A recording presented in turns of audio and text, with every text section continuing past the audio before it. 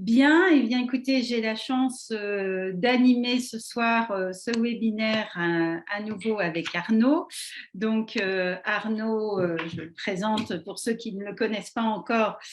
Papa ingénieur geek de 2 enfants, cofondateur de MyTwiga, c'est lui qui a eu l'idée d'aller bidouiller dans nos téléphones pour comprendre comment les utiliser correctement, mais aussi comment s'en protéger. Et bien, j'ai la chance de travailler avec lui sur ces webinaires et aussi bien sûr sur la mise en place de l'application MyTwiga. Merci Nadège et bonsoir, bonsoir à tous. Alors moi je vous présente Nadège Larcher, psychologue, spécialiste des relations parents-enfants et parents-adolescents depuis plus de 15 ans. Elle est cofondatrice d'APECOM en plus de MyTwiga. Alors Nadège a beaucoup travaillé entre autres sur le sujet du harcèlement, qui est un sujet qui lui tient particulièrement à cœur, et elle a d'ailleurs publié récemment le petit livre pour dire stop au harcèlement à l'école, qui est édité chez Bayard. Nul doute que ça va nous aider ce soir. Alors, nous avons vu dans notre premier volet sur le harcèlement les différentes définitions du harcèlement et de ses formes numériques avec le cyberharcèlement. Et nous avions vu surtout la complexité du mécanisme du harcèlement scolaire qui maintenant se prolonge dans le monde numérique. Et nous avions vu aussi les différences fondamentales avec le cyberharcèlement que l'on a appelé 100% numérique et qui n'a pas du tout les mêmes causes. Alors, nous allons parler maintenant des moyens d'agir pour faire face au harcèlement et surtout des moyens pour le prévenir. Et nous allons articuler ça en 2 webinaires. Donc, celui de ce soir serait exclusivement consacré au harcèlement scolaire, le plus compliqué à détecter et à enrayer. Et Nadège nous présentera les différentes manières possibles de faire face à ce harcèlement. La compréhension des mécanismes du harcèlement au milieu scolaire nous permettra ensuite de mieux traiter et prévenir son prolongement dans la sphère numérique et en particulier dans les réseaux sociaux. Et ce sera donc le sujet du 3e et dernier volet de nos webinaires consacrés au harcèlement. Et ça, ce sera donc la semaine prochaine. Donc ce soir, moi, je ne vais pas beaucoup parler. Je vais surtout vous laisser avec Nadège qui va nous expliquer comment réagir, comment détecter et faire face au harcèlement au milieu scolaire. Nadège, c'est à toi. Merci Arnaud. Alors, nous avions vu la semaine dernière que, bien sûr, il est possible de citer des chiffres sur le harcèlement, sur le nombre d'enfants harcelés ou harceleurs, mais tous ces chiffres cachent le phénomène global du harcèlement, le fait que c'est un dysfonctionnement social, que le harcèlement se met en place parce que les relations sociales sont dysfonctionnelles et qu'en réalité, 100% des élèves sont concernés. On ne peut pas juste se contenter de se dire qu'1 sur 10 ou 1 sur 20 sont impliqués. D'où cette importance de bien prendre en compte qu'il y a donc un triangle relationnel qui se met en place entre la victime, je vais plutôt parler de cible, le public et les harceleurs, sachant qu'il n'est pas toujours facile d'ailleurs de savoir exactement qui se situe où et que d'ailleurs dans les harceleurs, on retrouve d'anciennes victimes elles-mêmes de harcèlement. Donc on voit qu'il n'est pas aussi simple que cela de faire des catégories. Ce soir, je vais quand même reprendre ces 3 catégories pour essayer de donner des éléments de réponse. Et vous allez voir, aujourd'hui, il existe des moyens de lutter contre le harcèlement. Nous avons ces moyens, ils sont en train de se mettre en place. Nous en avons parlé la semaine dernière, peut-être un peu de retard, un peu trop de retard en France, mais il y a d'autres exemples dans d'autres pays qui nous montrent qu'il est possible d'agir. Par contre, c'est une action qui doit être systémique, une action qui doit concerner l'ensemble des niveaux. On ne peut pas se contenter d'agir seulement sur l'un ou l'autre des niveaux. Et si on veut que le harcèlement soit vaincu, en tout cas limité, puisqu'on sait il a existé et il existe malheureusement depuis très longtemps, il faut entendre que c'est une responsabilité de chacun et qu'il est peut-être nécessaire, et c'est ce que je vais vous présenter ce soir, d'envisager le problème d'une façon différentes. On avait déjà commencé à le faire la semaine dernière, mais donc aussi d'envisager nos actions, nos interventions de manière différente. Et ce soir, alors je n'aurai pas le temps d'aller dans tous les détails, mais je vais vous présenter différents courants, différentes façons d'agir en vous invitant bien sûr eh bien, à aller plus loin si vous le souhaitez et à vous rapprocher de ces acteurs. Alors, premier niveau, le niveau de la cible, les cibles, ce que l'on appelle les victimes. Alors, les cibles, il y a quand même un premier constat à faire. 9 cibles sur 10, 9 victimes sur 10 ne parlent pas. Et ça, c'est vraiment la grande difficulté du harcèlement, c'est que, eh bien, du côté en tout cas des cibles, le harcèlement est vraiment le constat de notre impuissance. Nous, notre impuissance en tant qu'adultes, parce que quand on écoute les adolescents cibles ou les autres, eh bien, l'image de l'adulte est souvent dégradée avec des adultes qui minimisent, des profs qui font la morale mais rien ne change, des parents qui interviennent mais malheureusement pas toujours à bon escient et c'est pire après. Et ça, c'est vraiment une des grandes difficultés quand on va avoir au niveau des cibles, c'est que, ils risquent de ne pas parler et il va falloir réussir à détecter. Et une chose est certaine aussi, ils risquent grandement de minimiser ce qu'ils sont en train de vivre. Et c'est ça qui est extrêmement compliqué quand on est confronté à cela en tant que parent, c'est que l'adolescent va continuer à essayer de rassurer, à essayer de dire qu'il peut faire face, tout en se sentant lui-même en grande difficulté. Et donc ça, c'est quelque chose à entendre. Alors, comment détecter si l'ado ne parle pas? Eh bien, il va falloir s'appuyer sur des signes qui peuvent être des signes indirects, alors des signes que l'on retrouve autour de et qui là peuvent alerter assez facilement, des mots en tout genre, des tentatives d'éviter l'école, des blessures inexpliquées, du matériel ou des vêtements qui sont endommagés, qui disparaissent. Ça, c'est des petits indices. Hein. Vous vous souvenez, on avait vu la semaine dernière, le harcèlement, c'est la torture de la goutte d'eau. C'est un nombre infini de petits gestes qui s'additionnent. Et bien là, c'est pareil. Il va falloir aller chercher tous ces petits indices qui apparaissent peut-être anodins comme ça, où on aurait d'ailleurs tendance à blâmer l'ado, mais quand même, qu'est-ce que tu as encore fait de ton sac, pourquoi tu laisses traîner tes affaires, etc., etc. Alors, une fois, ça arrive bien évidemment à nos ados, éventuellement deux, mais quand vous commencez à être sur une répétition, ça, c'est vraiment un élément important. Alors, la baisse des notes aussi peut se retrouver. J'ai envie de dire, là, c'est quelque chose qui va nous alerter souvent assez vite, donc on va agir. Donc, ce n'est pas toujours, loin de là, le manque de travail de l'adolescent. C'est vraiment une question à se poser. Qu'est-ce qui se passe dans ta classe? Qu'est-ce qui se passe dans ton collège? Et puis, il y a un élément qui peut vous alerter aussi, c'est les changements d'attitude vis-à-vis des frères, des cousins, vis-à-vis de l'entourage proche.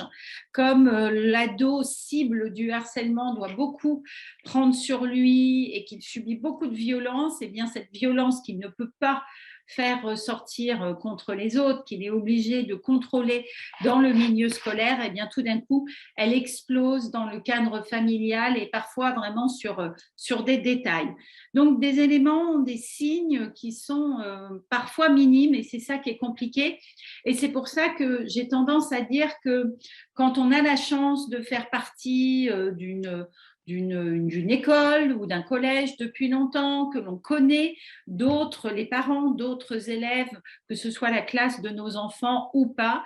Moi, j'ai souvent tendance à conseiller de mettre en place un réseau de bienveillance. Alors, pourquoi un réseau de bienveillance? Bien, c'est que si l'ado, par exemple, votre ado est victime de harcèlement, il risque de ne pas parler, mais par contre, ses camarades vont être au courant. Et ces camarades vont peut-être, vraisemblablement, en parler avec leurs parents. Et la difficulté dans ces moments-là, c'est que les parents des autres camarades sont persuadés que les parents de l'ado en question sont au courant. Et ils ne savent pas ou ils oublient que les parents ne savent pas. Et ça, c'est un élément important de mettre un peu, il ne s'agit pas d'aller sur de la surveillance, ni d'aller sur de la délation, mais rien n'empêche honnêtement d'aller voir un parent à la sortie du collège si on les croise, ou même d'envoyer un texto si on a un numéro de téléphone, ou même juste d'alerter le prof principal en disant, écoutez, j'entends des choses, juste faire part de sa préoccupation, mais j'entends des choses sur tel ou tel ado ou voilà sur votre enfant et est-ce que vous êtes au courant? Juste cette question, est-ce que vous êtes au courant qu'il y a des choses? Parce qu'on se rend compte que malheureusement, et j'en parlerai pour les spectateurs, les gens parlent mais trop tard, persuadés que les autres l'ont fait ou persuadés que les parents sont au courant. Donc, être à l'abri de ces signes, ne pas hésiter à mettre en place un réseau de bienveillance en parallèle et puis surtout, quand l'ado parle enfin, eh bien, soutenir, soutenir, soutenir. Éviter les phrases blessantes du genre je t'avais prévenu, je le savais, c'était prévisible, apprends à te défendre, etc., etc. Éviter aussi l'interrogatoire, mais qu'il fait, etc. C'est vraiment là où il faut accueillir et se taire au maximum et puis bloquer les pensées catastrophes. Évidemment, le harcèlement aujourd'hui fait très peur, le cyberharcèlement encore plus et à juste titre. On sait aujourd'hui quels dégâts il peut faire, mais quand l'ado arrive enfin à se confier et enfin à parler, il a besoin d'un parent en face qui reste calme, le plus calme possible, le plus constant possible. Il y a déjà énormément d'émotions dans tout ça, inutile d'en rajouter. Évidemment, en tant que parents, nous sommes touchés, donc n'hésitez pas après à appeler votre meilleur ami, votre conjoint, qui vous voulez, et là, vous pourrez laisser cours à votre émotion, mais face à l'ado, il est indispensable, indispensable de ne pas être froid, bien sûr, d'être vraiment concerné, mais d'être le plus calme possible.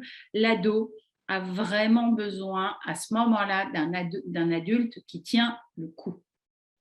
Deuxième élément très important aussi, ne pas intervenir à tort et à travers. Et j'aurais presque envie de dire quasiment ne pas intervenir, en tout cas directement sur les harceleurs, sur les spectateurs ou même sur le collège. Il faut bien sûr prévenir, il faut bien sûr alerter, mais il est très important dans ces moments-là de ne pas renforcer le statut de victime de l'ado cible.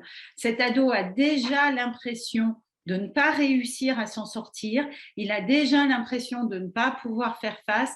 Donc, si les parents commencent à intervenir en mode « je vais te défendre, je vais prendre la situation en main, je vais faire en sorte de régler tout cela », eh bien, l'ado entend comme message inconscient tu n'es pas capable d'y arriver et de t'en sortir seul.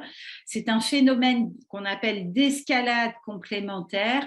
Alors, on a aujourd'hui la chance, et ça va être ma première source, on a aujourd'hui la chance d'avoir des professionnels qui travaillent sur la question du harcèlement en utilisant notamment les apports de l'école Palo Alto. Alors, il y a toute l'équipe d'Emmanuel Piquet à Lyon, il y a aussi et surtout toute l'équipe de Marie Cartier et toutes ces équipes aujourd'hui interviennent pour venir briser cette notion de victimisation, permettre à la cible peut-être pas de se défendre seule, mais en tout cas de ne pas venir amplifier sans le vouloir ce processus de harcèlement. Et puis, il y a aussi un exemple que je vais vous montrer dans peu de temps, des techniques qui existent, qui sont notamment des techniques de défense, entre guillemets, d'apprendre à réagir, de défense verbale. Alors, tous ces éléments, vous pouvez lire ces livres, ils sont très accessibles, ils peuvent vous aider.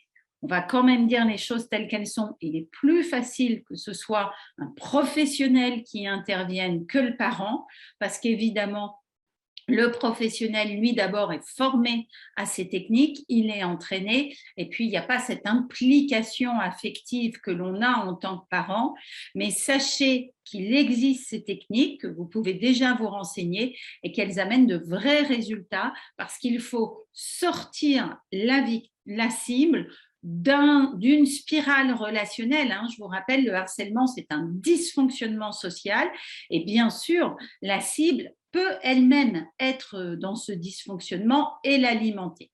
Alors, je vais vous montrer maintenant un exemple d'aïkido verbal.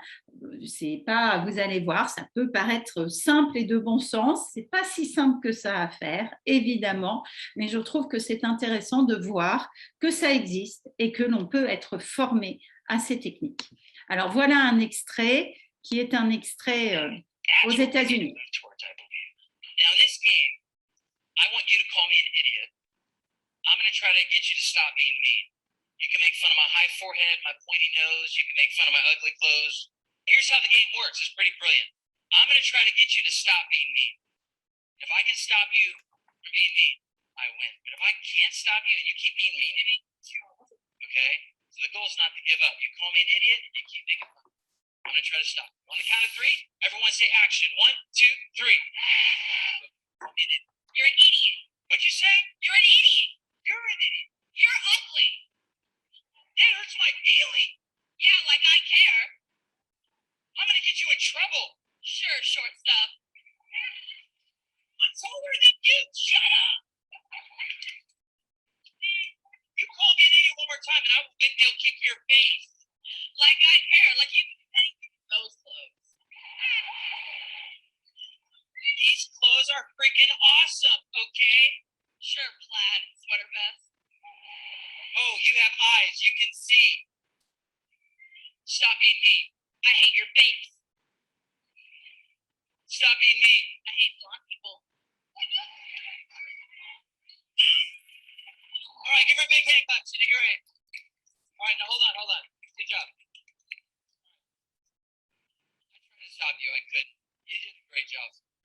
We're going to play one last time. Same rules. You can call me an idiot. I'm going to try to stop you. Don't let me stop you, okay? You keep me.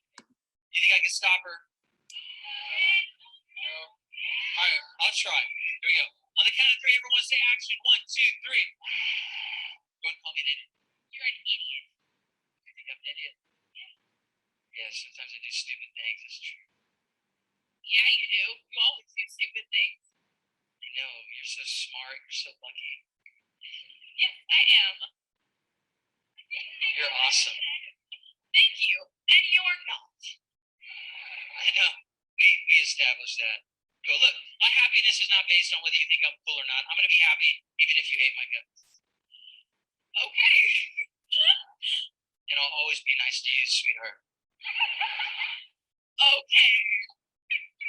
No. Isn't she lovely?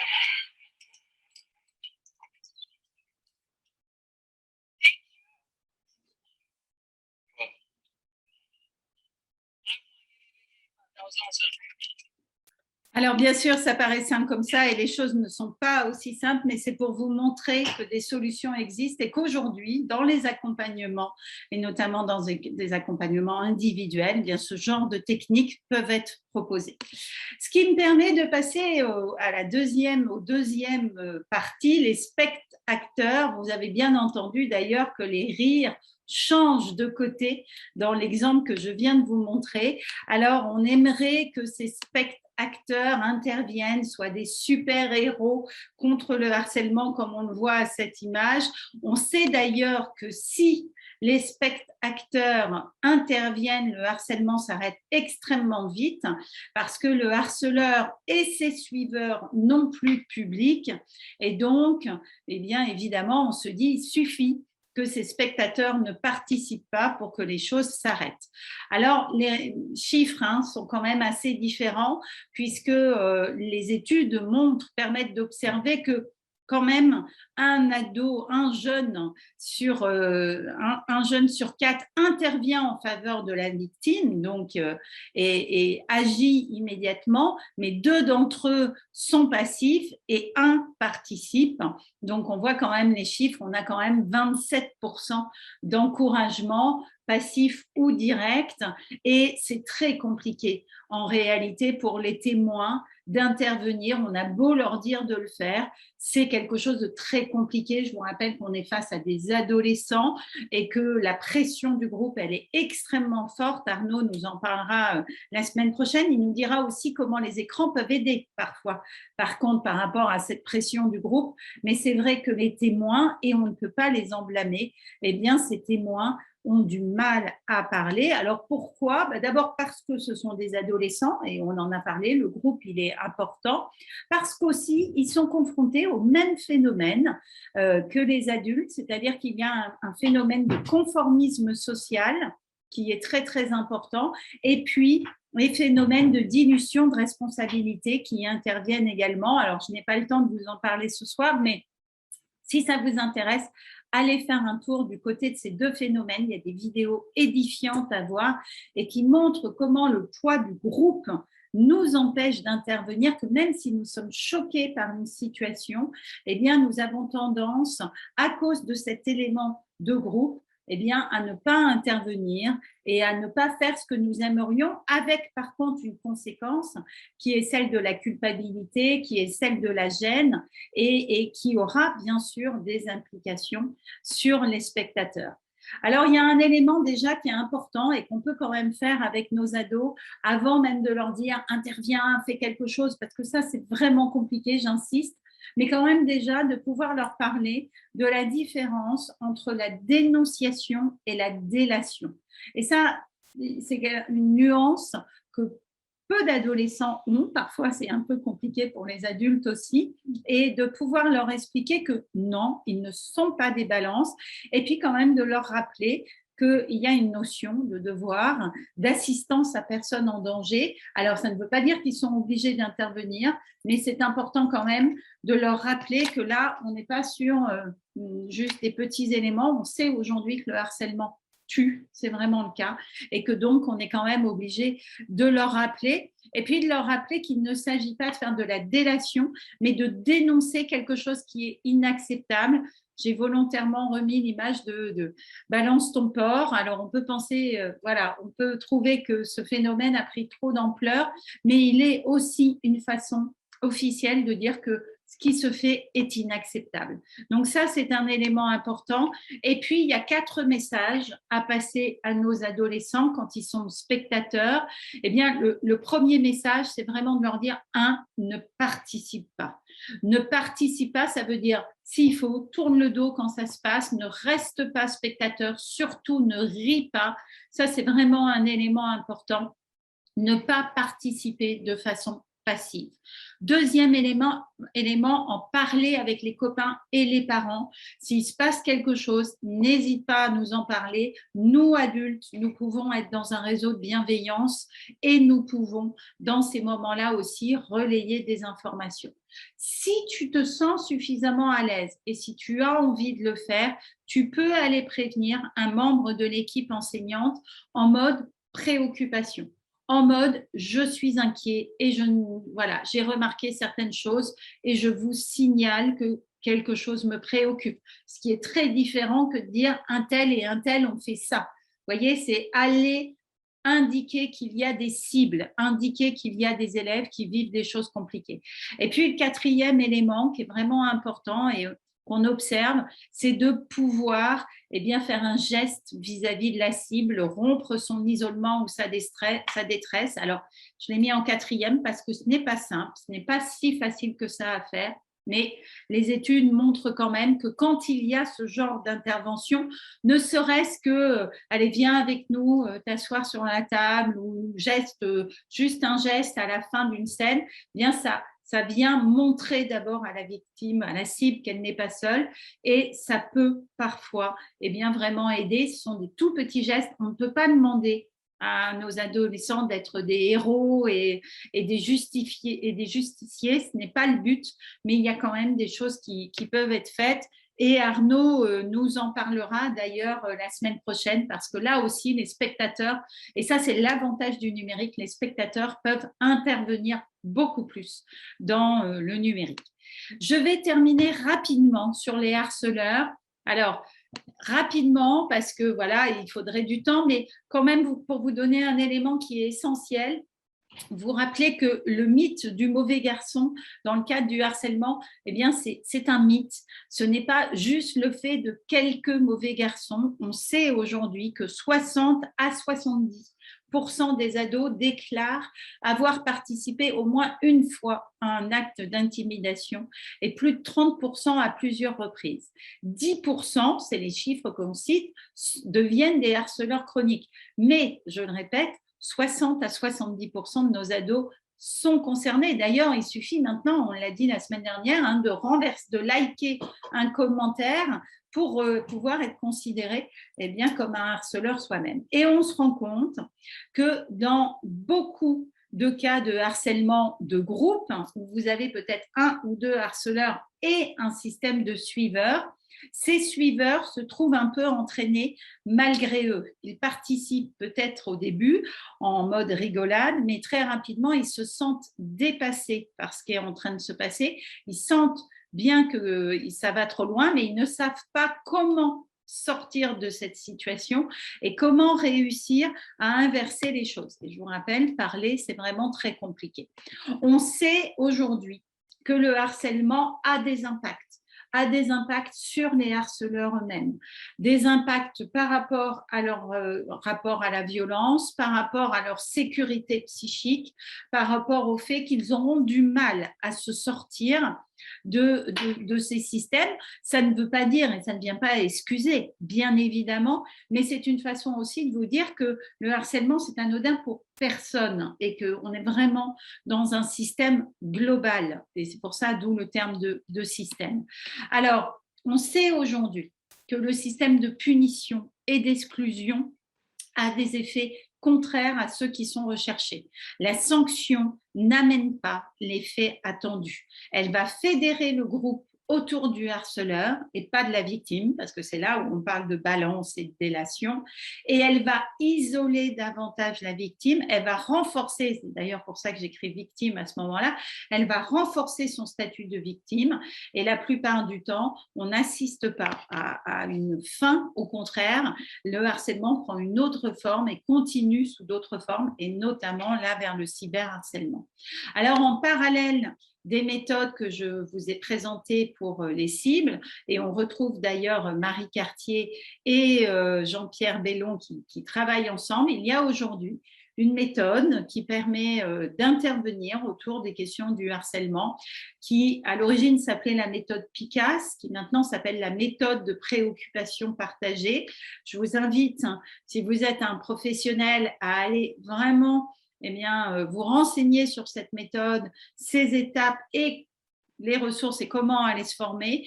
Aujourd'hui, c'est une méthode qui donne des résultats autour de 70 à 85% des cas dans les cas observés. L'objectif est bien sûr d'aller soutenir la cible, mais d'aller chercher les intimidateurs éventuels et les spectateurs en mode préoccupation, pas en mode sanction. Voilà, nous sommes inquiets pour telle ou telle personne, nous sentons que des choses se passent, pour laisser cette opportunité dont je vous parlais aux intimidateurs de pouvoir sortir de ce cercle vicieux et d'arrêter ce dysfonctionnement social. Et la plupart du temps, ils utilisent cette porte ouverte, cette main tendue, et le harcèlement s'arrête. Quand ce n'est pas le cas, il reste bien sûr toujours la possibilité d'aller vers des sanctions, mais l'intérêt de cette méthode, c'est qu'elle vient s'attaquer au système et pas aux individus, puisque les individus, eux, peuvent continuer. Voilà, alors j'ai essayé de tenir dans les temps. Heureusement, il y aura une troisième partie grâce à Arnaud. Et là, je te laisse la présenter.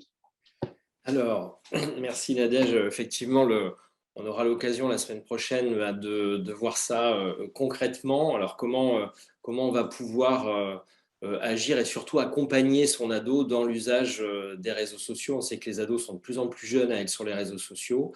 L'usage des réseaux sociaux, ça s'apprend évidemment. On le voit, ça a un effet amplificateur dans le cadre du harcèlement.